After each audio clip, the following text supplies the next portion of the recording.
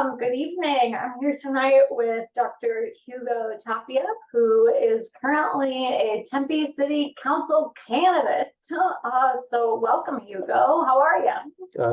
Doing well. Thank you for having me. That's great. I'm happy to have you tonight. I would love for you to share a little about who you are. What's the short version of your story? Well, I am a school psychologist. I actually work for our local district, Tempe Union High Schools. I've been a school psychologist for about 25 years, 24 years. And before that, I was a therapist, and I'm also a dad, a husband, a son, a uncle, Theo to many, and just a family man here in our great city. That's awesome. So you mentioned you've been a school psychologist for more than 20 years. What do you love about being a school psychologist? I think that one of the things that I've always enjoyed, even when I was a youth and family therapist, I enjoyed working with children, particularly adolescents that were having some level of difficulty in their life. And so merging into the schools, from more of a therapeutic setting, kind of gave me an opportunity to really help kids, and that's been my mission and my drive throughout my career. So that's to see young people have difficulties in their lives and being able to intervene, work with their system and improve that system so they can function better. That's really something that it's quite valuable, and I feel like I contributed to that space throughout my career, and I feel pretty good about that. So that's what I've been doing. Thank you. So having a whole career in a therapeutic space, I'm curious what challenges today's youth are facing that maybe folks weren't experiencing when you started in this space. I think that one of the things that I see different throughout my career has changed dramatically. It's really the way our youth communicate with each other and how they develop relationships, and I think that there's a level of isolation and anxiety that gets developed due to a certain level of discomfort in dealing with other people in more live situations rather than in social media or through other means. The texting.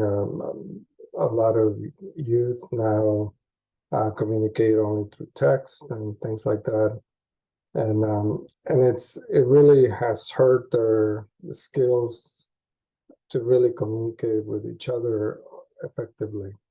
And that's one of the things that we see, even in the school settings, that really impacts youth's ability to function outside of their very small bubble, and that's something that we work to try to expand in some of the settings that we have, because that makes really our youth kind of go into themselves rather than be able to share with others for their life.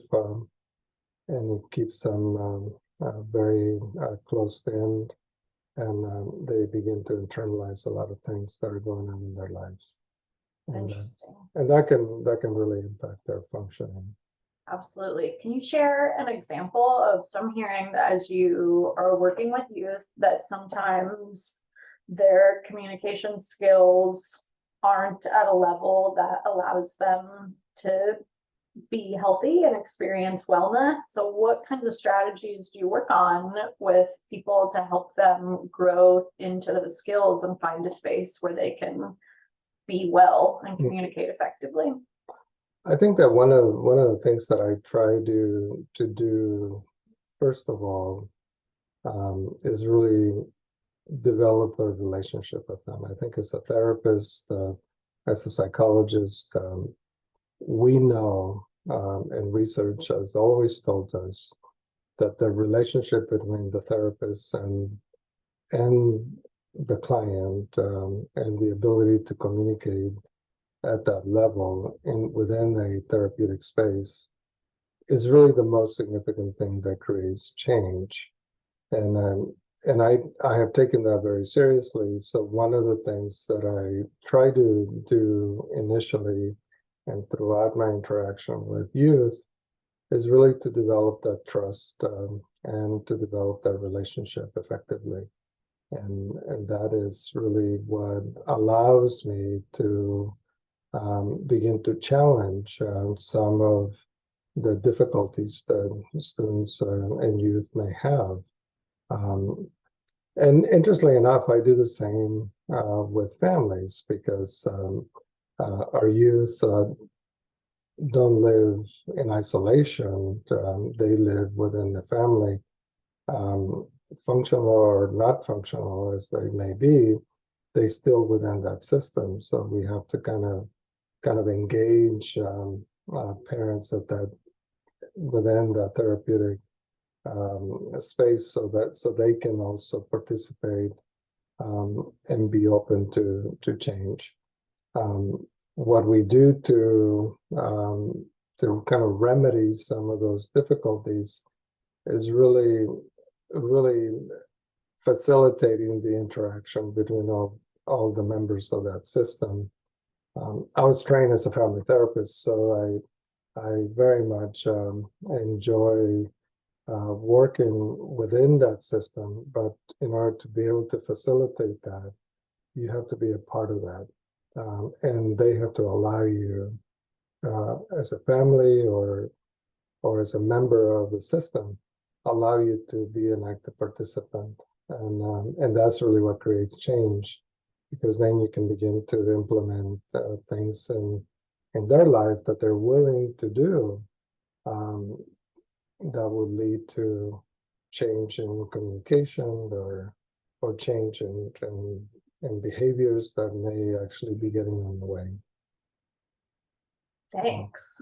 I want to circle back. You mentioned that at the foundation of helping folks who are in your office, be it parents, families, or youth, that trust building is one of the first building blocks. So what kinds of things do you do with folks in particular to build trust? I think that one of the things that I really throughout my career I value is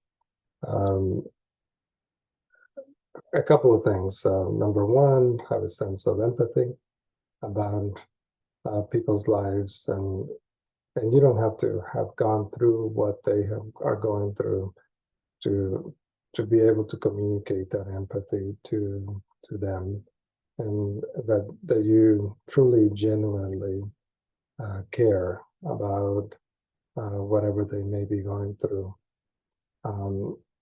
And I think that ability to be genuine and to be able to hold a space that may be very difficult, particularly when there's really high tension emotion connected to that, is really what creates the level of trust, because they, youth or even families begin to acknowledge that they can have a certain amount of discomfort in the interaction and still be able to be okay, because you're holding that space in a safe way.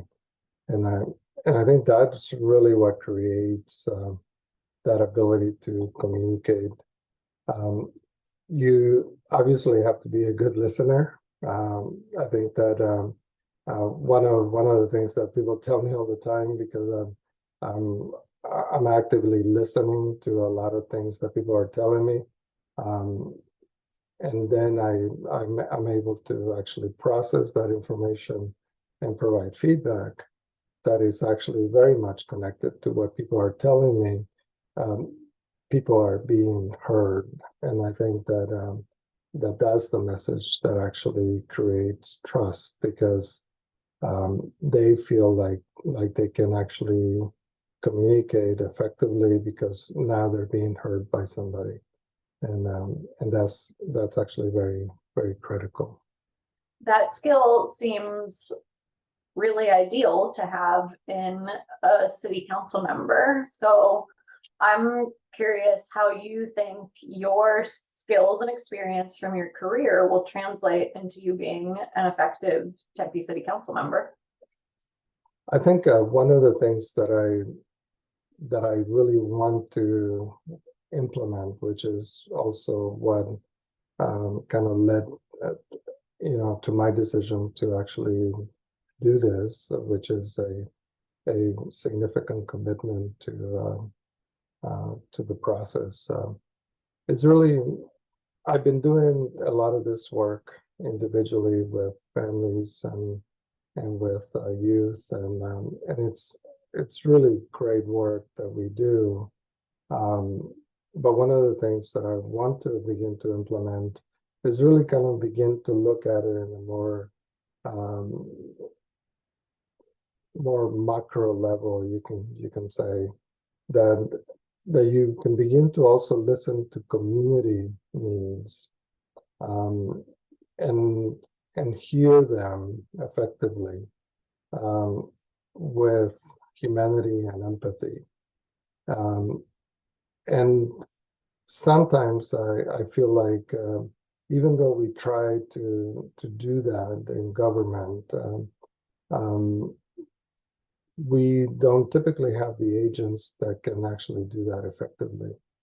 And with the experience that I've had, with also the person that I am, and the skills that I have developed throughout my career, and also just being me in some ways, kind of creates that space, and I'm really excited to be able to communicate with those populations that we have here in Tempe that don't feel like they can communicate effectively with our government.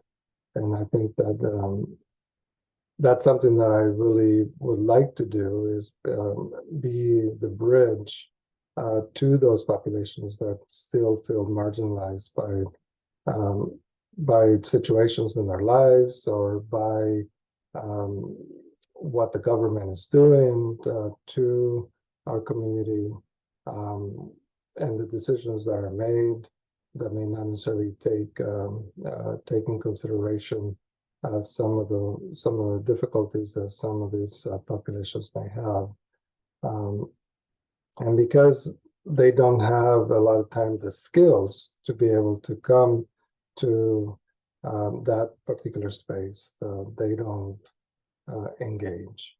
And I feel like I can be a bridge to bring folks in that may not feel comfortable enough to do that.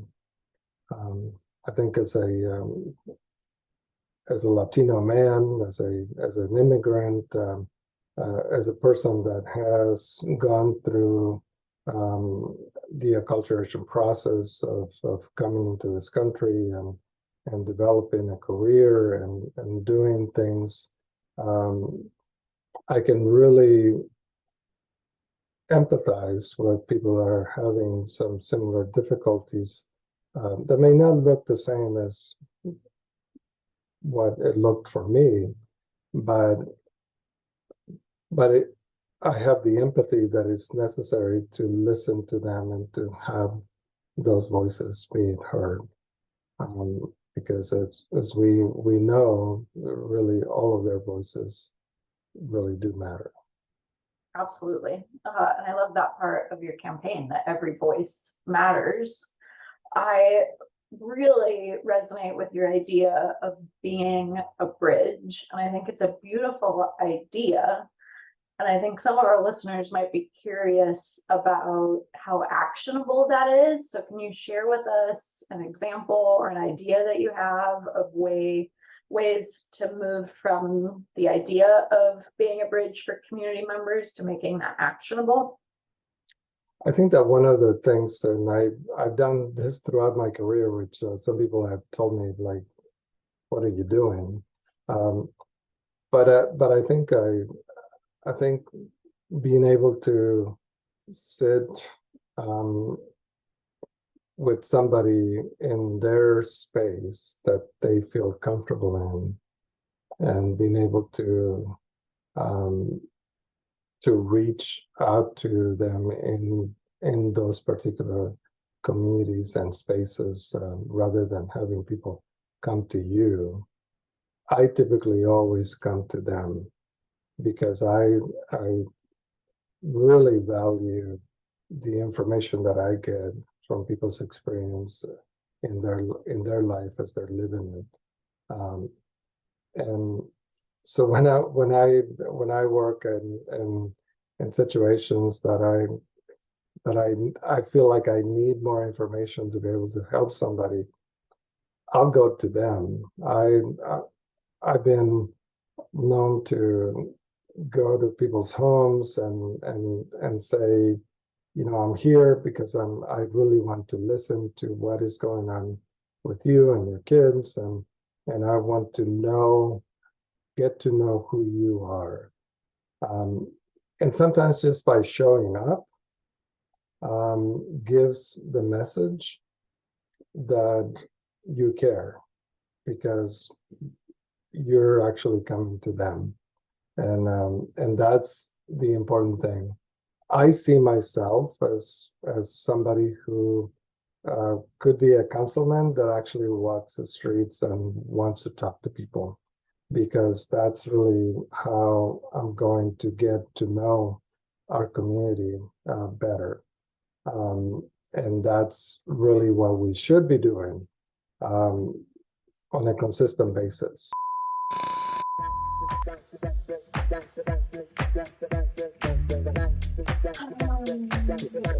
Yeah, well, we can leave it. Look at all.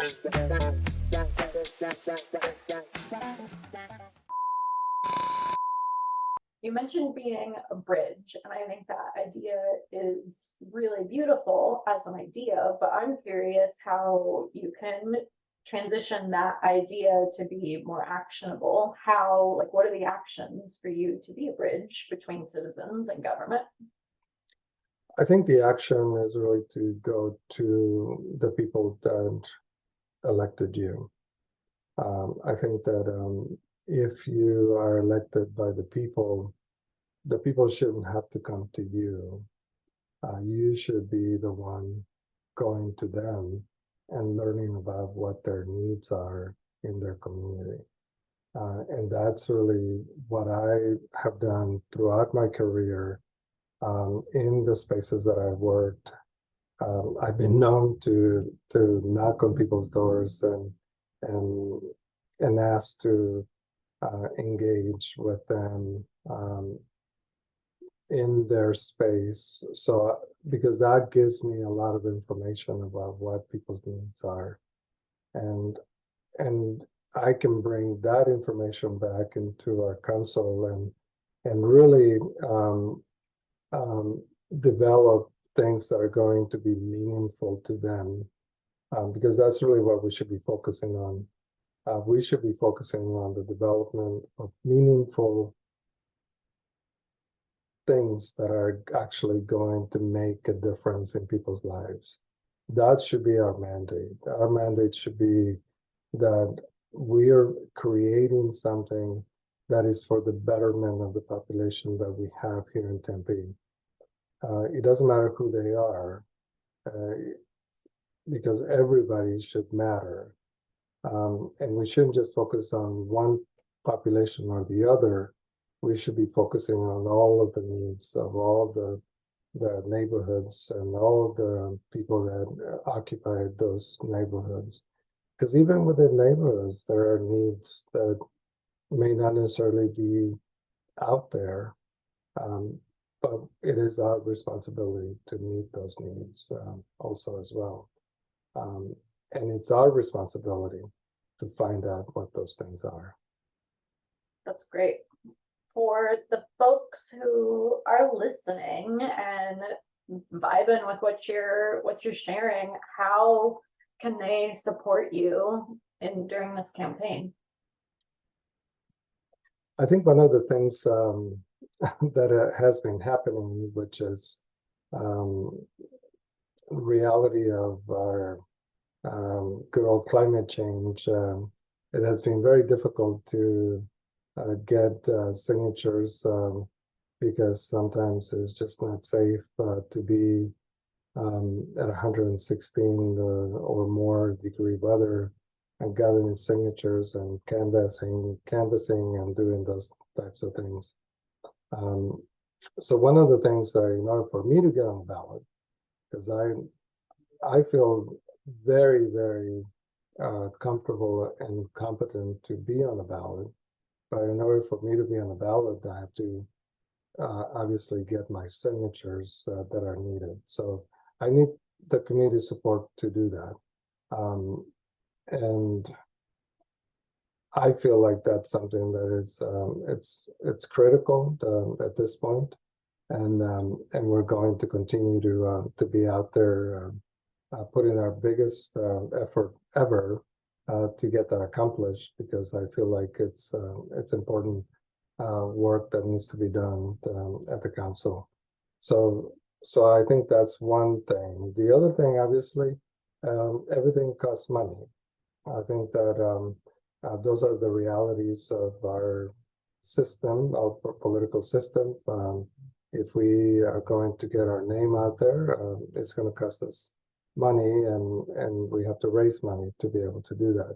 So anything that people can provide to our campaign is really greatly appreciated. And I can't say thank you enough to those that have and those that will, because I think that that feeling like you're supporting us in that way also feels like you're really believing on some of the things that we are mandated to do, and that's very important to me and my committee, and that's going to really allow us to move and continue to move forward. I have a couple clarifying questions. Certainly. You mentioned that you need signatures. So what I'm hearing is that to get your name printed on the ballot, you gather signatures. So it's not like I just go down to City Hall and I'm like, hey, Mayor, I want to be on the ballot. Please print my name. So tell us about the process to literally get your name printed on a ballot and be in an election. Well, I think one of the things that I hope everybody knows, I'm new at this, and which is I'm embracing the process, and I think that but in order to get on the ballot, I need to have 1,000 ballot signatures of Tempe residents that are registered to vote and in our city. So what that means is that when we're collecting signatures, we can be out and about doing canvassing of neighborhoods and knocking on doors and getting signatures in that way, or we can be tabling somewhere The folks at Brick Road have been very wonderful to let us do that. Recently, I was over at Harvest Bread Company, and they were very gracious to let me do that as well. It's one of those things that we have to have a certain amount of valid signatures, which means that you have this amount of support to be on the ballot. And I think that that's really what the challenge is. People can also sign online, and there's a link on my website that actually will connect you directly into the online petition signing process with the Secretary of State, so they can also do it in that way. So anybody that is interested can also check out my website and click on the link to sign the petition, and that would take you to the process of signing online. Okay, so when you use the words sign the petition, what that means is I'm supporting your name being printed on the ballot. Correct. All right, doesn't mean I have to vote for you, doesn't mean I have to contribute to the campaign. All that it means is I agree with having Hugo Tapia's name on my ballot so I can vote for him as a council member. And that's really all it is. And that's all I'm asking for. I know that I can bring something into our campaign as we move forward that can be of good to our community. So I'm confident of that.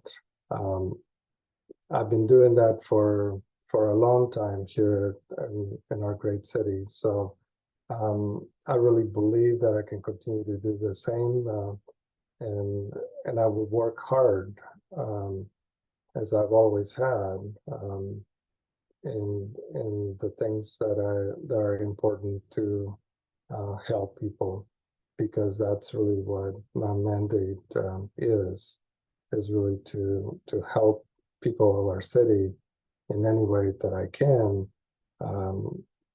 to improve their life. And that's I see that as really the most significant mandate that we have as council members. Well, Dr. Hugo Tapia, I want to thank you so much for spending some time with me tonight. Is there anything else you want to share with our listeners today? I just want to say thank you for taking the time to listen to me, and thank you for the consideration for the opportunity to actually be in this situation in my life where I can make a decision to be a candidate. It is an honor, and I see it as such, to be in a situation where I am a candidate, and I know that it takes a significant amount of work. I'm very much willing to do that, and I'm doing it for all citizens of Tempe, because I really believe in our mandate that every voice does matter, and we want to be able to represent all of those voices as we move forward. Well, thank you so much. Thank you all.